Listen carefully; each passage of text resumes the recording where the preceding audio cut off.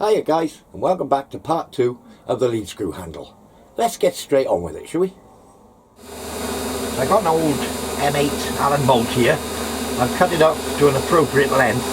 I'm just going to skim the head true to the shaft, because quite often they're not. Because I want to hold it by the head while I do some turning on the rest of it.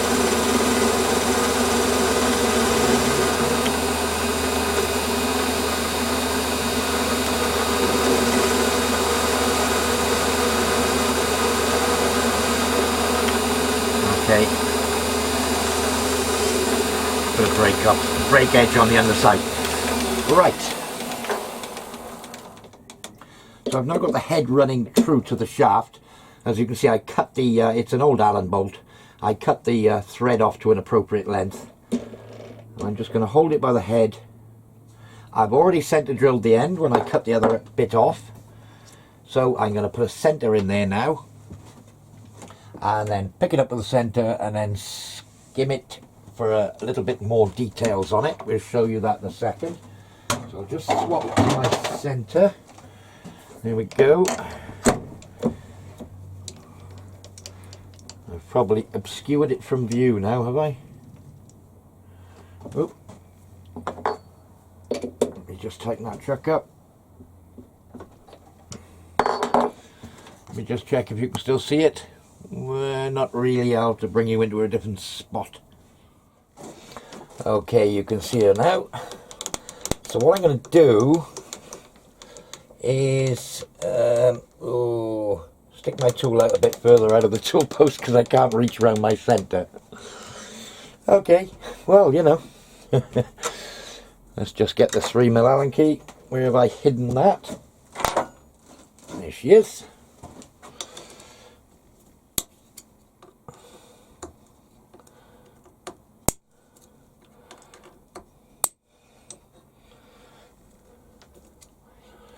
Don't like turning the steel with the tool stuck out this far, really out of the tool holder, but needs must in this circumstance.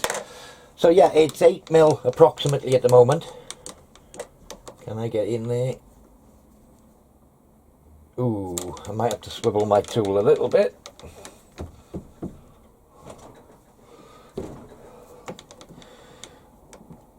That'll do me. So I'll do a touch off on the end. Give myself a 0, and I want 8mm of M6 on the end. I'll have a look what it looks like. I might go M5, we'll see, but this is going to be the shaft that holds what's going to be a brass handle on the hand wheel. So okay, just touch off on the top there, give myself a 0.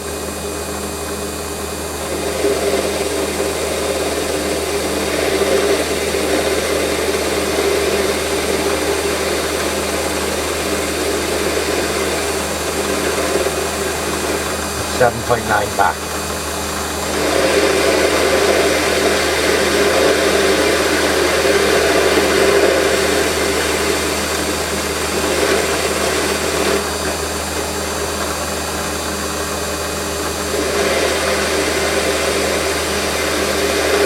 Running at, what am I running at? 1100 RPM. Seems okay.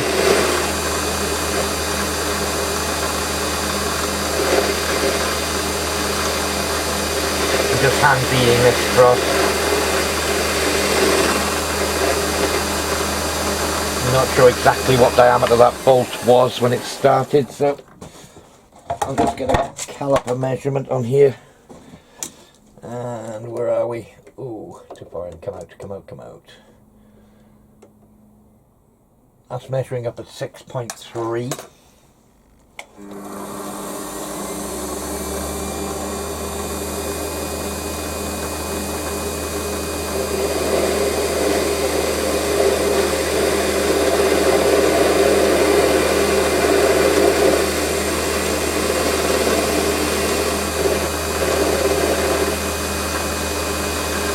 Okay, that should be around the 6mm. I think I'm going to have a bigger shoulder on it. I'm going to go for M5. Let me just give myself a 0 there.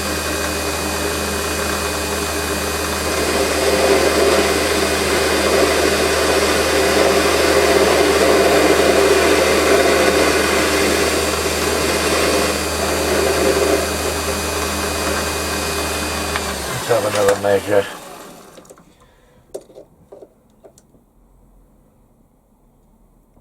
That's coming out 5.5.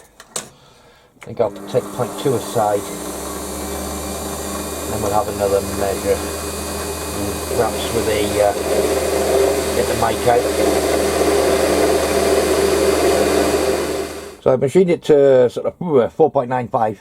I put a lead in on the end, little undercut under there, and there's 8mm of thread. I'm not worried about that shoulder length at present. I'm going to sort that out next. So I've just touched off on the back shoulder, give myself a 0, and I'm just going to skim the underside of the head to a nice round figure, which in this case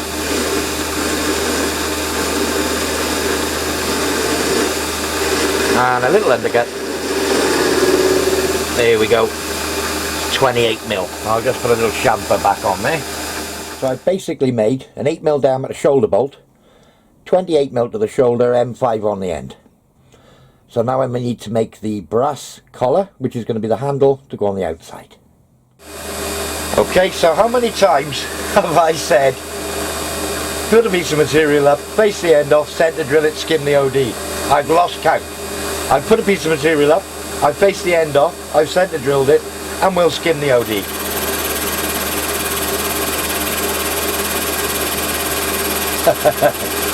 Yeah, usual procedure if you're doing something that's stuck out, face the end, centre drill it, centre in, skim the OD. And everything's true to the world with that part then, ready to accept whatever machining that needs doing to it.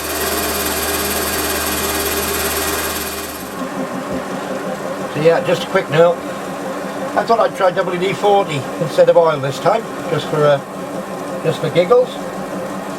So I started about 10mm from the end. That's my first pass. I'll just take the feed off.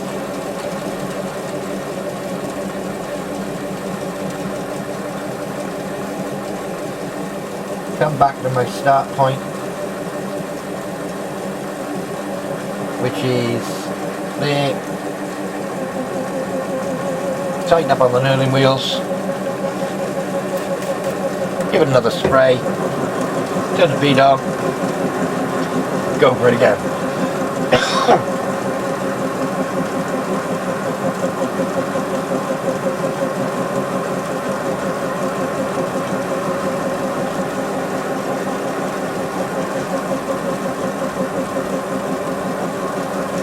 Getting in the way there, sorry.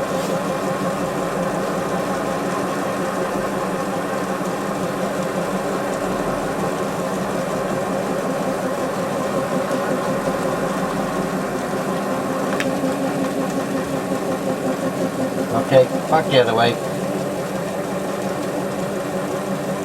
Leaving the wheels in contact at all times.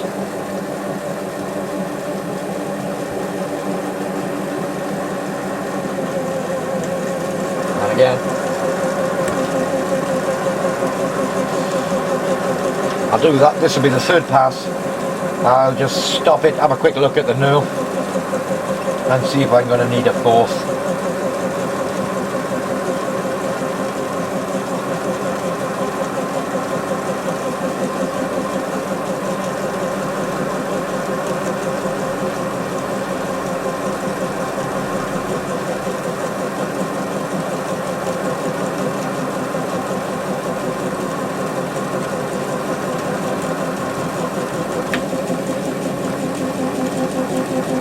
Okay, that's my end point.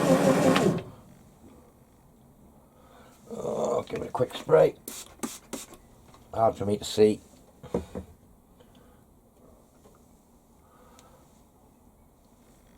I think we're there. Right, okay. I'm just going to loosen the knurling wheels off now. Wind away from the part. And come out the way. The knurl is there. It's hidden under the grey, but it is there, and it does look like the full diamond. So, drill it right through now. I got an 8mm drill. The bolt was measuring up at about 7.9, so... Ooh. A bit faster than that, I think. Right, so I need to drill 40mm deep.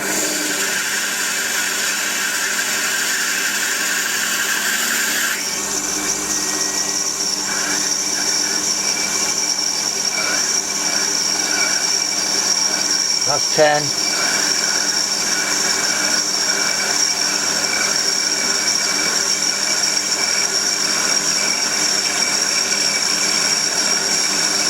And that's 20. I'll bring you back when I'm done. So the head of my bolt is 11.8, so I got a 12mm milling cutter, and it is 7.6, something like that. Oh, I did have a look. Let me just bring the calipers back on it. 7.6. So I'm going to do a counterbore in here, 8mm deep. So I got the milling cutter there, 12mm. It's already got an 8mm hole in it. Set a 0 on my tailstock. Okay.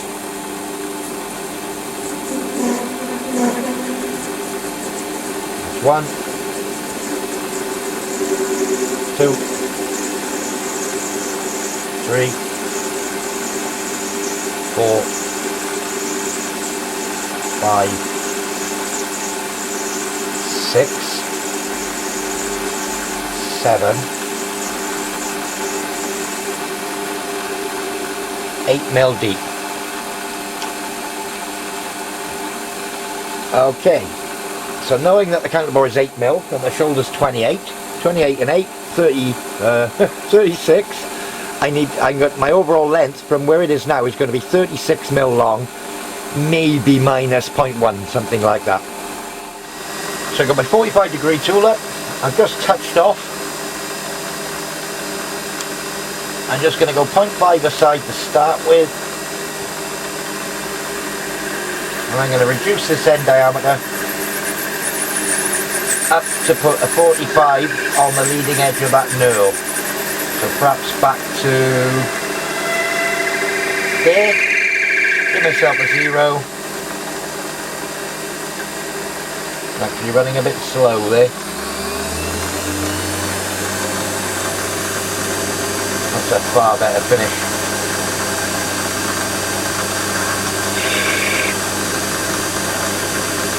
Okay, and finish off with a 45 on the end. Okay, so I'm going to part it off now to a couple of mil over length. Then I'm going to hold on this diameter that I've just machined. Perhaps do a little bit of a taper on the other side, I don't know. We'll cross that bridge when we come to it. So my theoretical overall length is 36, so I just set a 0 on the end and I've come back 37mm. I think that's a bit fast. We'll try that. So yeah, all locked off, 37mm, parted off.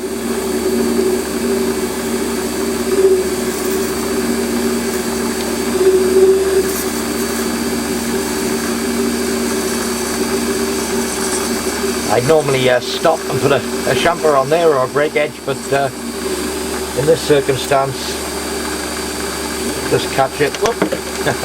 I nearly caught it. But in this circumstance, as I was about to say, I won't do it because I'm going to remachine that other end. So I put it in the other way in the chuck. Normally I'd put that in a collet, but it seems to be running really well. So, happy days. I'll just touch the end. There, give myself a 0. Now when I cut it off, I just measured it up and it measured 36.95. I know I'm going to want to take at least that 0.95 off, so we'll face that 0.95 off now, and that should be right there. So I'm going to face that off in one go.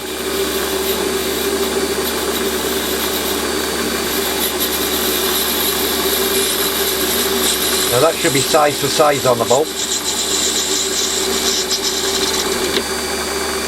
I'm going to give myself just another 0.1. I'm going to wind it into my compound.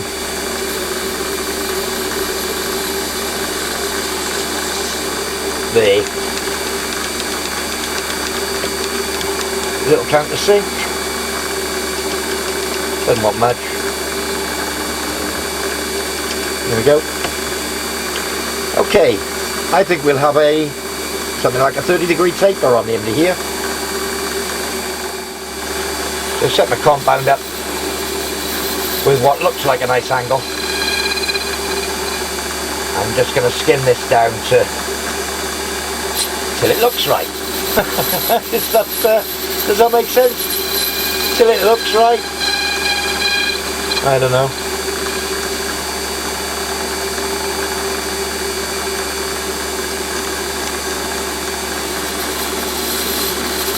Put a bigger cut on this time, I can see it needs a lot more yet.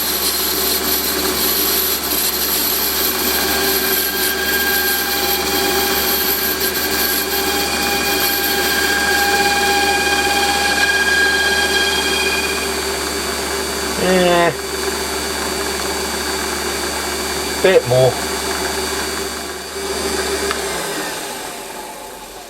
Here we are, where it looks right to me. Need to clean that knurl up, it's still full of gunge. Right, I'm going to take it out and try the bolt in the hole just to make sure that the bolt sticks out the end, or the plain part of the bolt, maybe 0.1 mil, something like that. So I tried it in the hole, and hold on, just touch there. It was about smack on flush. So I'm going to take another 0.1 off here. Let me just lock the carriage. If it's smack on flush and I tighten the bolt up, it's going to stop the brass revolving. So I'll just break the edges on there again.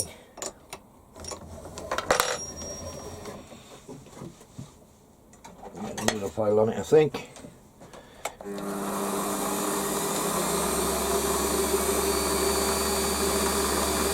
Okay. We haven't had the drill press out in a while. I'm just sat it back on the bench. I don't use it that often, so I don't think it warrants having a permanent place on the bench and taking up what is always valuable space here in the workshop. So yeah, I'm just drilling a hole through here, 4.2, to take an M5 tap. And oh, I think I need to just drop my table a touch. That's better.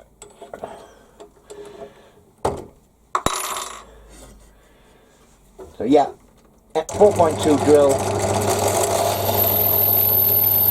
There's the handle all in place, and as you can see, I can drive the carriage back and forth easily. I have disengaged the gear train at the other end, because I don't want to be driving the gear train as well as the carriage and the shaft and all the rest of it. Yeah, and as obviously if I start the machine up now, the lead screw doesn't turn with the gear train disengaged.